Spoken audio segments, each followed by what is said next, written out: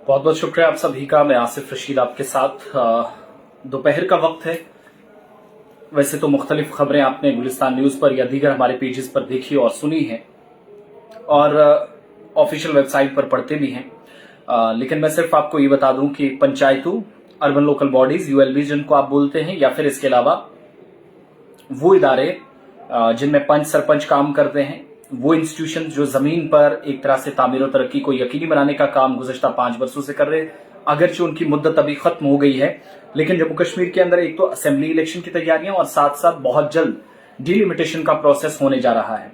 शायद आपको ये सुनकर हैरानी होगी कि डिलिमिटेशन का प्रोसेस हाल ही में मुकम्मल हुआ था, जिसके मुताबिक लोकसभा के इंतखाबात होने जा रहे हैं, लेकिन अर्बन लोकल बॉडीज या फिर इसके अलावा जम्मू कश्मीर के अंदर जो पंचायतें हैं, तो अहम तरीन खबर यह है कि जितनी भी पंचायतें हैं या फिर अर्बन लोकल बॉडीज हैं, उनकी जैसे मुद्दत खत्म हुई है, आप जानते हैं 5 साल की मुद्दत कंप्लीट ऑलरेडी हो चुकी है। फिर 9 जनवरी 2024 को पंचायतों और बीडीसीज की मुद्दत एक साथ खत्म की गई। उसके बाद से यहां कौन आगे सर्कल चलाएगा, तो वो एक सवाल था। कुछ शक व शुबहात पैदा हुए थे कि अगर हम पैसा देंगे तो आगे जमीन पर पैसा इस्तेमाल कैसे होगा। उसमें क्लियर कर दिया गया है कि मरकजी सरकार अर्बन लोकल बॉडीज को या पंचायतों को पैसा डायरेक्टली देना बरकरार रखेगी, जारी रहेगा। वो सिलसिला यानी जितना भी जो डेवलपमेंटल एस्पेक्ट से जितना पैसा मिलना चाहिए या दिया जाना चाहिए, वो सारा वहां पे कॉन्टिन्यूटी में रहेगा, यानी फ्लो रुकेगा नहीं। एक बात जो जब आपको याद होगा कि मुद्दत खत्म हुई थी, उस वक्त कुछ शक व शुबहात पैदा हुए थे कि यहां से आगे फंड्स कैसे इस्तेमाल होंगे। डिप्टी कमिश्नर एडीसीज को जिम्मेदारी दी गई थी, काउंसिल्स के अंदर, म्युनिसिपल कमेटियों के अंदर, कॉर्पोरेशंस के अंदर या फिर जो बीडीसीज थे वहां पर भी मुश्किलात काफी ज्यादा आ सकती थी। तो कहा गया था कि ब्लॉक डेवलपमेंट ऑफिसर अब डेवलपमेंटल प्लान तैयार करेगा, उसके हिसाब से चीजें चलेंगी। लेकिन अब असल में होना क्या है कि ये जो मरकज की तरफ से ग्रांट्स दी जाती थी अर्बन लोकल बॉडीज को, वो जारी रखा जाएगा, नंबर 1। नंबर 2, बहुत जल्द एक प्रोसेस कंप्लीट होने जा रहा है। कि उससे पहले तैयारियां चल रही थी कि जम्मू कश्मीर के अंदर पंचायतों के इलेक्शन या म्युनिसिपैलिटीज के इलेक्शन, लेकिन बदकिस्मती से इंतजामिया को खुद ये लगा कि आज के वक्त में कमियां हैं, खामियां हैं, तो इसलिए थोड़ा और इंतजार करना होगा। Which means delay process election में देखेंगे, वक्त पर ये इलेक्शंस नहीं होंगे। दूसरा, हदबंदी होगी। अब जिन जिन पंचायतों का जो क्राइटेरिया है, जितने लोग हैं पॉपुलेशन के बेस पे, उसी हिसाब से पंचेस और सरपंचेस की डिलिमिटेशन होनी जा रही है। इन आसान वर्ड्स, अगर किसी इलाके की आबादी 3000 है, वहां पर एक पंचायत थी, अगर इंतजामिया को लगता है कि इस एतबार से, कानूनी एतबार से, पंचायत राज एक्ट के हिसाब से कवायद और जवाबित की खिलाफ वर्जी है, तो फिर वहां पर उसको 2 हिस्सों में तकसीम कर सकती है।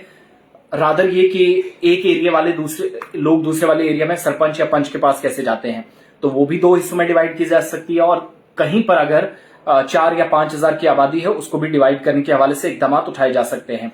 अहम तरीन बात यह है कि जम्मू कश्मीर यूनियन टेरिटरी के अंदर आज के वक्त में 4192 पंचायतें हैं, 310 जो ब्लॉक डेवलपमेंट काउंसिल्स हैं, जो ब्लॉक्स हैं, तो उनके अंदर जो काम करने वाले काउंसिल मेंबरान थे या बीडीसी जिनको आप कहते थे, उनके ऊपर फिर एक चेयरमैन बनता था, वो हमारे पास नहीं है।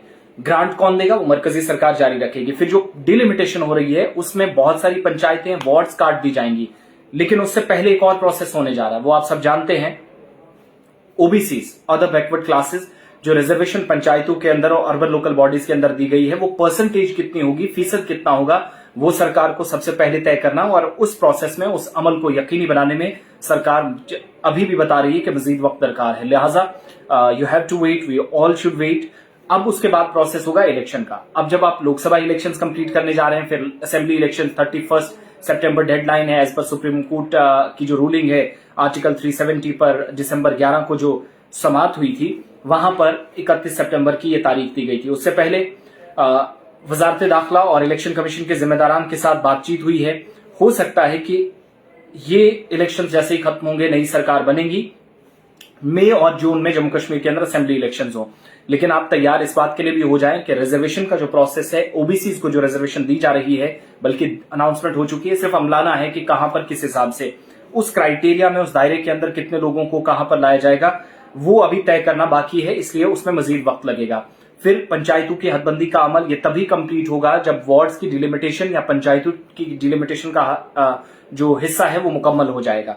अब ये सारी चीजें जो कानून के एतबार से भी काफी चीजें, लवाजमात पूरी करनी है, इधर इलेक्शन अथॉरिटी बिजी हैं, डिस्ट्रिक्ट डेवलपमेंट कमिश्नर्स बिजी हैं। ये हदबंदी तो रात का खेल है नहीं कि रातों रात चुटकी बजाई और सारी चीजें हो गई। बिकॉज जो डिप्टी कमिश्नर उसको जिम्मेदारी इलेक्शन में दी गई है, डिस्ट्रिक्ट इलेक्शन ऑफिसर डीईओ के तौर पर वो काम करेगा। फिर बाकी अफसरान अमला जिनको ट्रेनिंग करनी है इलेक्ट्रॉनिक वोटिंग मशीन की, फिर 12,000 प्लस गाड़ियां जिनमें जीपीएस से वो लैस होंगी, ट्रैकिंग मॉनिटरिंग का पूरा प्रोसेस, हर एक जिले के अंदर पोलिंग स्टेशन पर वो सारी चीजें देखी जाएगी। तो इंतजामिया पूरी तरीके से व्यस्त है, वक्त बहुत कम है। उस गैप के बीच इंतजामिया ने कोशिश कर दी है कि अगर इसी सेटअप के साथ जो लोकसभा इलेक्शंस के लिए सिक्योरिटी, सिविल इदारों की जानिब से कार्रवाइयां, इकदामात, इंतजामात, ये सारी चीजें अपनी जगह सेटअप रहे, और दूसरी जानिब सरकार क्या करे कि इलेक्शन अथॉरिटी के साथ उनको कॉन्फिडेंस में लेके कि सिक्योरिटी सिचुएशन भी ठीक है, all is well, now we should go for election. Assembly election भी साथ साथ कराने की तैयारी हो रही है।